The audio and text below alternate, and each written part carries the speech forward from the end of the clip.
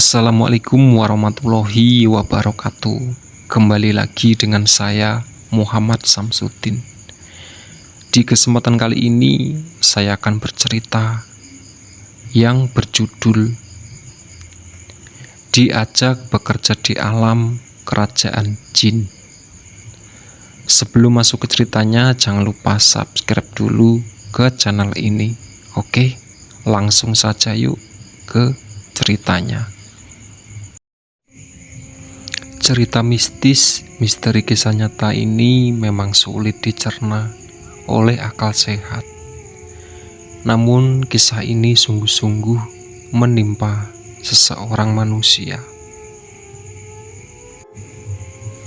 Selama beberapa waktu bekerja dengan tekun sebagai penanam apel di kerajaan jin, apa yang kemudian terjadi? Berikut kisahnya.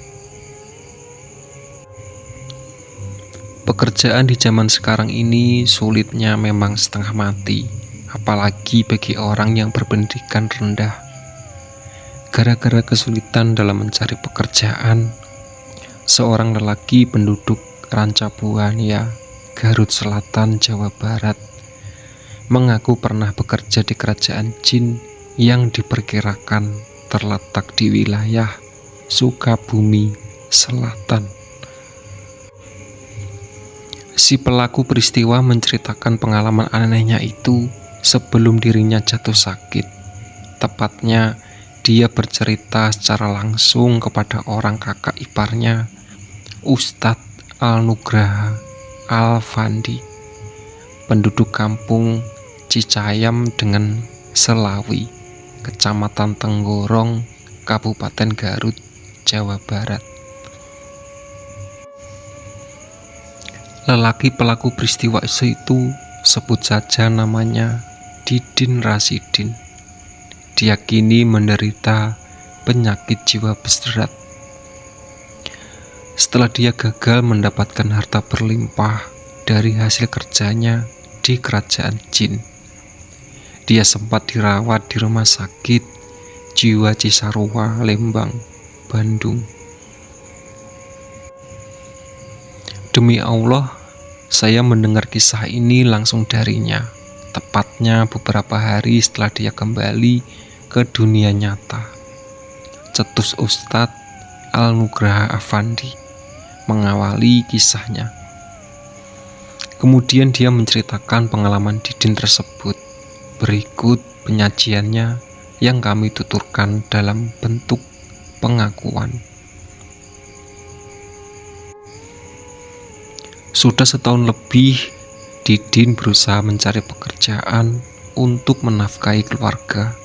Pekerjaan apapun, asalkan halal, pasti akan aku jalankan, tak peduli berapapun upah yang kuterima. Aku pasti menerimanya dengan ikhlas. Namun setelah kesana kemari mencari pekerjaan yang kudambakan, ternyata hasilnya nol besar. Hanya kesedihan dan rasa putus asa yang harus kuterima. Memang di daerahku tempat tinggalku banyak pemuda seumuranku yang menganggur. Mereka rata-rata hanya tamatan SD. Ya, sama seperti diriku ini. Padahal meskipun umurku baru 20 tahun, tapi aku telah beristri dan beranak satu. Si kecil Halimah yang berusia 10 bulan, kuakui bahwa selama berumah tangga hampir 2 tahun dengan Nyi Dedeh, aku masih menggantungkan belas kasih kepada emak. Namun belakangan ini ibuku mulai sakit-sakitan di usianya yang paruh baya. Aku menikah di usia belia karena terpaksa oleh calon mertua. Dia tidak mau anaknya dibiarkan berlama-lama menjadi perawan tua. Padahal ketika aku nikahi Nyi Dedeh, ketika itu baru berusia 14 tahun. Suatu hari aku dikirim surat oleh kakak iparku. Kang Suwanta yang kini tinggal di Bandung. Dia menyuruhku datang ke rumahnya di Jalan Babakan Irigasi. Dia berjanji akan mencarikan pekerjaan untukku di Kota Kembang. Namun dia memintaku agar datang sendirian ke rumahnya karena dia mengaku tak bisa menjemputku sebab katanya sangat sibuk dengan pekerjaannya.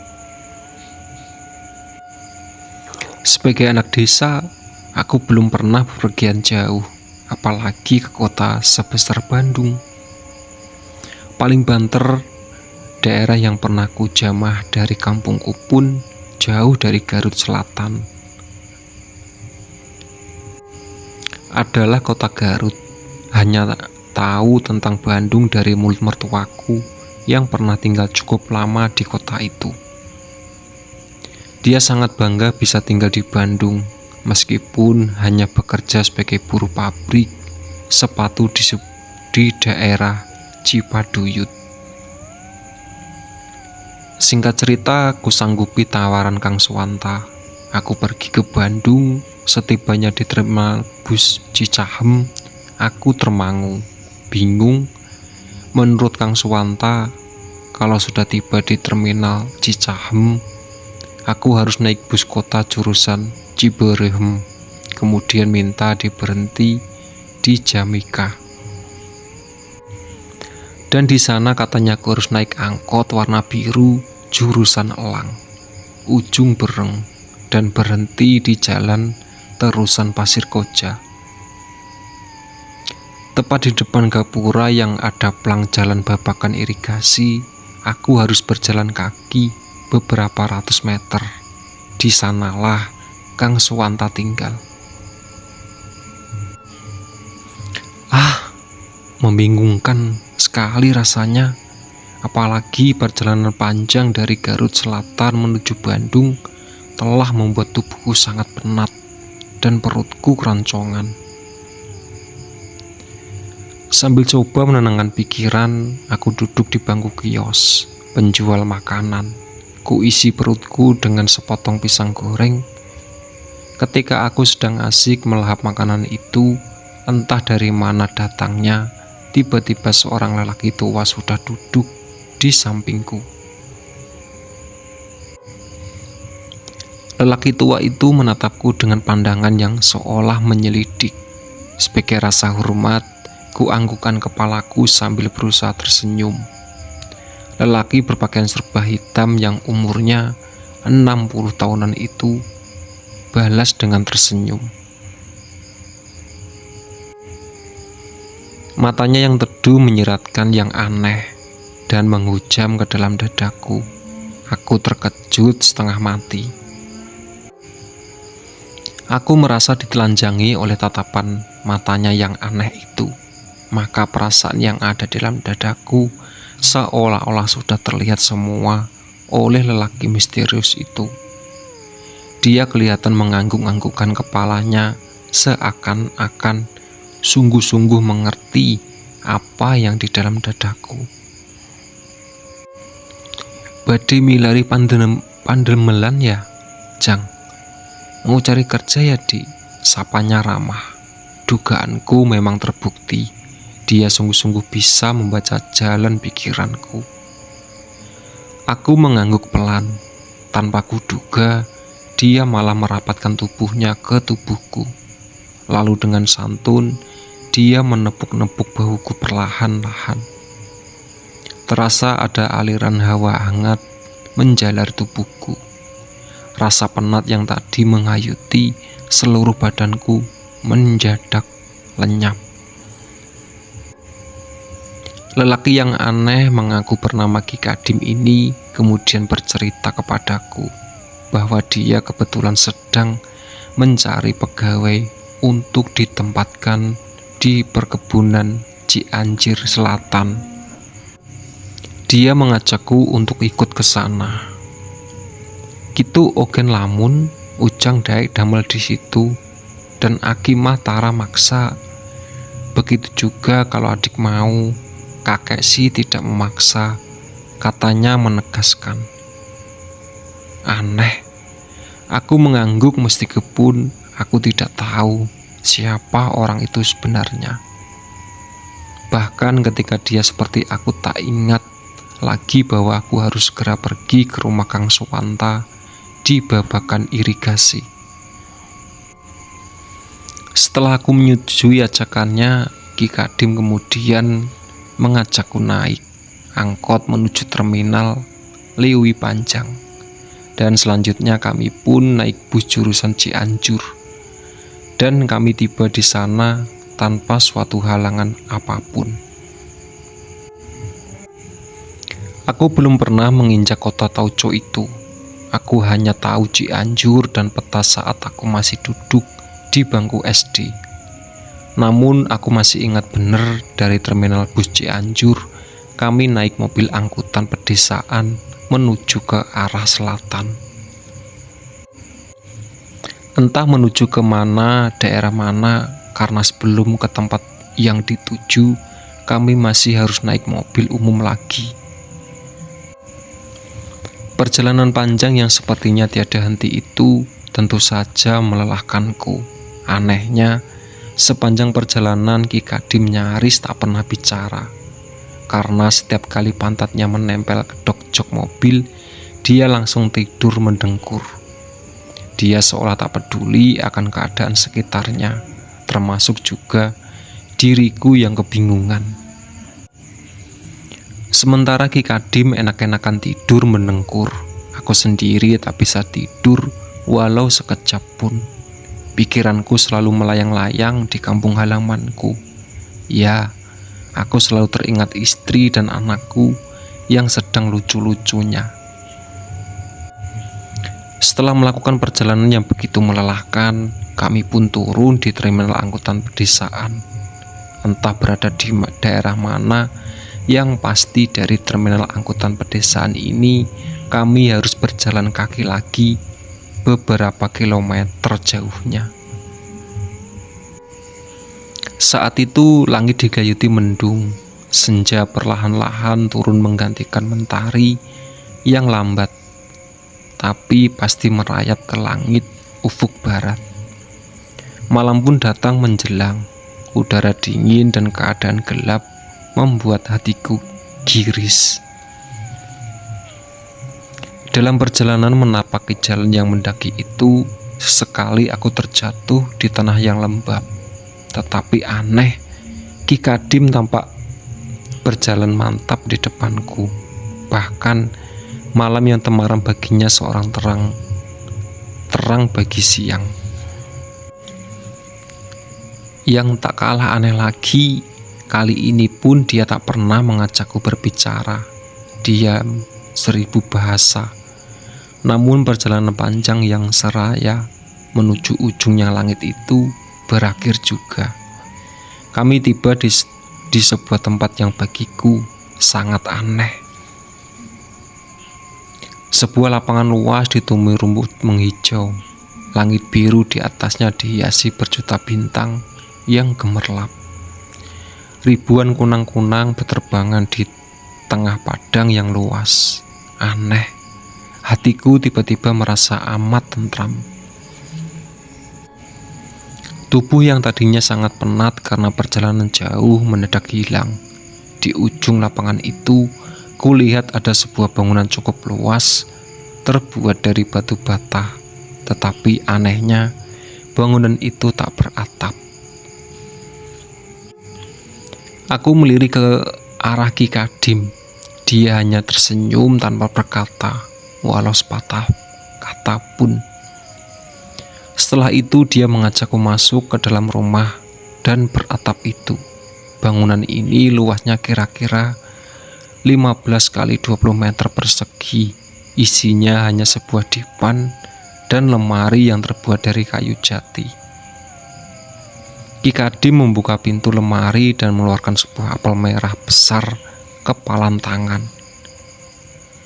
Setelah memberikan kepadaku tanpa sepatah kata pun, dia kemudian ngeloyor pergi meninggalkanku sendirian. Karena dorongan rasa lapar yang amat hebat, apel itu cepat-cepat ku makan. Aneh, Meskipun hanya makan sebutir apel, perutku langsung terasa amat kenyang. Kantuk kemudian menyerangku. Tanpa pikir panjang, aku lalu merebahkan tubuhku di atas dipan itu. Aku pun kemudian hanyut di alam mimpi. Pagi harinya aku terbangun dengan tubuh bugar. Aneh, di pagi itu tak ada kabut.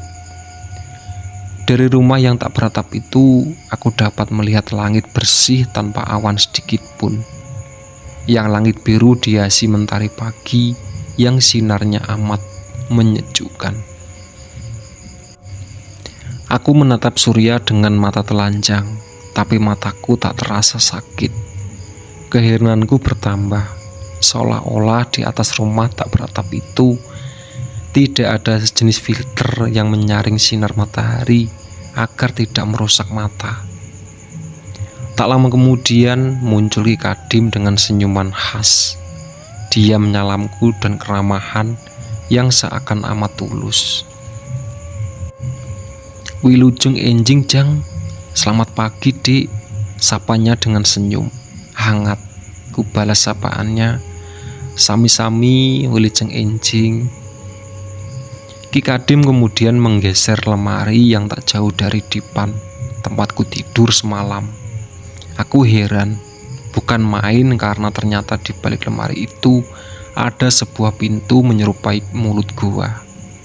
Dia mengajakku masuk ke dalamnya bagai kerbau dicucuk hidung. Aku mengikuti langkah lelaki aneh itu. Ternyata lorong yang kami lalui sangat panjang.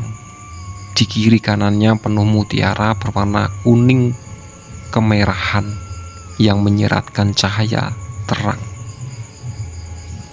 Di dalam gua itu terdapat sungai kecil yang airnya sebening kaca.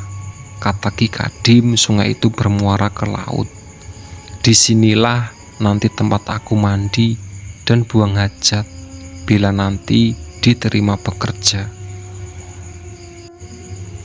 Entah berapa lama aku berjalan, akhirnya kami sampai juga ke mulut seberang gua. Aku melongo karena di luar gua itu ternyata ada lapangan luas yang tanahnya kuning kemerah-merahan, dan nun jauh di sana ada laut dengan debur ombaknya yang memukau. Mentari pagi pun perlahan-lahan muncul dari ujung laut biru, indah, dan kembali mataku merasakan kesejukan dari cahaya bola emas yang mempesona itu. Menurutku, di tempat ini pun ada filter yang menyaring sinar matahari. Ingatanku melayang ke kampungku. Di pagi hari aku sering pergi ke pantai Ranca Buaya yang elok. Aku sering langsung memancing dari bibir pantai, dan biasanya aku tenggelam di tempat itu berjam-jam lamanya, bahkan sampai senja datang menjelang. Ki Kadim menepuk bahuku pelan-pelan. Aku tersipu malu. Lamunanku buyar seketika. Tanah lapang yang ada di hadapanku ini sangat luas, tetapi Kadim hanya memberiku lahan garapan kira-kira 500 meter persegi untukku. Di tempat ini aku disuruh menanam apel merah yang benihnya telah disediakan oleh Ki Kadim. Aku diberi cangkul yang aneh. Benda yang terbuat dari logam keperak-perakan ini sangat ringan. Entah terbuat dari logam apa, aku tak tahu. Hanya ketika cangkul itu kuayunkan ke tanah, nyaris tak ada tenaga yang terkuras. Aneh memang. Kuakui di kampungku aku sangat jarang menjamah cangkul. Sejak kecil aku hanya mengembala kerbau milik pamanku. Dan ketika remaja, aku pindah profesi memelihara kambing milik Kang Suwanta.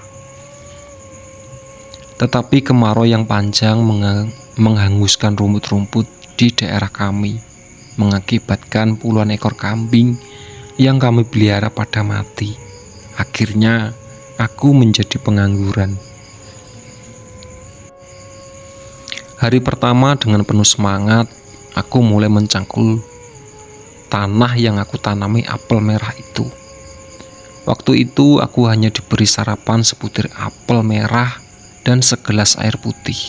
Tapi aneh, sampai siang hari ketika mentari berada persis di atas ubun-ubunku, aku tak merasa lapar. Ki Kadim memberiku sebutir apel merah lagi dan aku boleh istirahat beberapa saat lamanya. Selama aku mencangkul, Ki Kadim pergi ke dalam gua. Entah apa yang dikerjakan di sana. Yang terasa amat aneh hari itu, siang terasa panjang. Menit-menit berlalu begitu lambat. Matahari terus-menerus menatap dengan sinarnya yang lembut. Tapi aku tak merasa penat, bahkan juga tak merasa berpeluh. Padahal aku sudah mencangkul berjam-jam. Aneh, cuaca di sini seolah bisa dikendalikan. Sore hari baru tugasku selesai, dan malam hari menjelang tidur, aku juga diberi sebutir apel merah. Jadi aku diberi jatah makan apel itu 3 butir sehari. Hari kedua dan seterusnya aku kembali mencangkul. Apel merah yang kutanam itu cepat sekali berbuahnya. Namun aku tak dapat menghitung beberapa minggu tanaman aneh itu berbuah. Kata Ki Kadim, apel merah itu adalah makanan Nyi Putri, salah seorang putri jin dari kerajaan jin yang terletak di tepi sungai Euphrat. Aku tak tahu di mana letak sungai itu, dan selama aku bekerja di kerajaan jin, aku tak pernah melihat manusia selain Ki Kadim. Hanya kata Ki Kadim tempat itu sangat jauh, dan Nyi Putri biasanya akan datang di kebun menjelang apel merah dipanen. Ki Kadim juga menjelaskan bahwa kebun Nyi Putri sangat luas, dan kebunnya tidak hanya ditanami apel merah saja, tetapi ada anggur sayuran, palawija, dan setiap orang harus menanam satu jenis tanaman, tidak boleh lebih. Apel merah yang kutanam tumbuh subur. Walau aku tak pernah menggunakan pupuk dan hanya menyirami dengan air yang kuambil dari sungai di dalam gua. Tetapi tanaman apel itu tak pernah kena hama. Bahkan tak ada daun yang rusak atau buah yang busuk. Anehnya selama berminggu-minggu aku diam di daerah ini. Tak pernah turun hujan, langit selalu biru bersih, tanpa awan, tanpa angin. Matahari tetap bersinar cemerlang, tapi tetap menyejukkan mata. Suatu hari Ki Kadim memberitahuku bahwa besok tanaman apel merah itu akan dipanen oleh Nyi Putri. Aku sangat gembira dan juga penasaran, ingin segera melihat bagaimana wajah putri jin itu. Malam harinya aku bermimpi kedatangan seorang gadis yang sangat cantik dengan mahkota bertatakan mutu manikam dan pakaian dari sutra Diwangga yang bertabur emas. Dia menyalamiku, tercium bau harum kasturi dan bunga kenanga dari tubuhnya, tapi hanya sebentar. Setelah itu sang putri menghilang dengan mulut mungil menggembangkan senyum yang aduhai. Keesokan harinya ketika aku datang ke kebun, aku sangat kaget. Semua buah apel itu lenyap dari pohonnya. Ki Kadim memberitahuku bahwa tadi malam Nyi Putri bersama teman-temannya dari kerajaan jin telah memanen apel merah hasil jerih payahku. Aku hanya termangu. Singkat cerita, setelah tujuh kali apel merah itu ditanam dan kemudian dipanen oleh Nyi Putri, aku diperkenankan pulang. Namun selama itu aku tak pernah melihat wajah Nyi Putri. Aku juga heran, karena selama aku diam di tempat ini, aku tak pernah ingat anak dan istriku di kampung. Aku sangat rajin bertani. Sebelum pulang, Ki Kadi memberiku sebuah bakul besar dengan beban yang terasa sangat berat di tanganku. Katanya itu hadiah dari putri sebagai upah ketekunanku selama bekerja di sini. Kubuka tutup bakul itu, jantungku terasa berhenti berdetak. Betapa tidak, karena isi bakul itu ternyata adalah berbagai macam perhiasan yang mungkin dari emas bertabur intan, permata. Ki Kadi mengantarku sampai ke pintu rumah tanpa atap. Dia hanya wanti-wanti agar selama di perjalanan sampai aku menemukan rumah penduduk, aku tidak boleh melihat ke belakang. Aku hanya mengangguk, mengiyakan. Hatiku berbunga-bunga, betapa bahagianya karena ini aku menjadi orang kaya. Sambil berjalan aku berhayal, dengan emas dan intan sebakul ini, aku akan menjadi orang terkaya di kampungku. Bahkan mungkin terkaya se-Kabupaten Garut. Di saat pulang aku juga merasa amat aneh, sebab jalan di atas jalan yang beraspal. Di kiri kanan jalan kebun apel, anggur, sayuran, palawija, dan lain-lain. Aku berjalan dengan agak tergesa-gesa karena ingin segera sampai di rumah. Aku ingin memperlihatkan hadiah dari putri jin kepada istriku, emak, kerabat dekatku di kampung. Setelah perjalanan sejauh kurang lebih 3 km, terasa tubuhku sangat penat. Aku ingin beristirahat. Namun celakanya, aku merasa penasaran pantangan yang diberikan Ki Kadim. Kenapa dia menyuruhku agar jangan melihat ke belakang? Karena dibebani dengan rasa perasaan itulah, maka di tengah perjalanan aku mencoba melihat ke belakang. Duh Gusti, jalan lurus beraspal yang kiri kanannya penuh dengan tanaman indah itu ternyata sudah berubah menjadi padang ilalang yang kering. Mimpi menjadi orang yang kaya di kampung akhirnya pupus sudah. Aku jatuh pingsan. Entah beberapa lama aku berada di dalam keadaan tak sadarkan diri. Ketika kesadaranku pulih, aku heran karena tergolek di sebuah dipan, dan di depanku berdiri Kang Suwanta bersama kakak sulungku, Cewi Iso, dan Kang A Anugraha, maksud Ustadz Anugraha Fandi, serta istriku Nyi Dedeh yang memangku anakku Halimah. Kulihat kelopak mata Nyi Dedeh berlinang butiran air bening yang telah menganak sungai di atas wajahnya yang pucat. Mungkin dia sudah tak kuasa lagi memendam kesedihan. Sementara itu, menurut Kang Suwanta, dirinya dikabari oleh Nyi Dedeh bahwa aku sudah berminggu-minggu pergi ke Bandung, namun tak ada kabarnya. Hingga akhirnya sore itu Kang Suwanta menemukan aku sedang tidur mendengkur di sebuah bangku panjang yang ada di terminal Lewi Panjang. Katanya di sampingku ada bakul berisi alang-alang yang sudah kering. Aneh sekali. Namun hal ini sungguh-sungguh terjadi. Wallahualam. Itulah kisah-kisah gaib tapi nyata adanya dalam cerita mistis misteri berkunjung ke alam kerajaan jin. Terima kasih, semoga terhibur.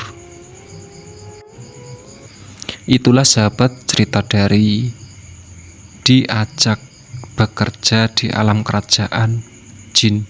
Ditunggu video-video terbaru dari channel Muhammad Samsudin. Oke.